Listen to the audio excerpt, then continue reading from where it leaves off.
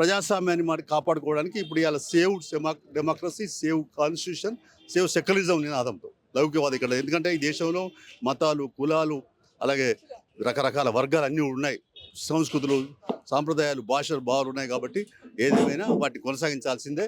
ఈ ఈ దేశం సమైక్యంగా ఉండాలంటే అందరినీ ఒకరికొకరు గౌరవించుకోవాల్సిందే, మనసునంత ఒక్కటే అని కమ్యూనిస్ట్ పార్టీ కోరుతుంది. అల్లిపార్టీగా చెప్తున్నాం, అన్ని కమ్యూనిస్టు పార్టీలు ఒకటి కావాలి, లేకుంటే రానున్న రోజుల్లో ప్రమాదం ముంచుకొస్తుంది. ఆపరేషన్ కగారు పేరుతో దమనకాండ సాగుతుంది అంటున్నారు. ఏంటి అంటే కమ్యూనిస్టు పార్టీలు రానున్న రోజుల్లో ఒక తాటిపై రాబోతున్నాయా, అన్నీ కలిసి పనిచేయబోతున్నాయా, ఏంటి అసలు?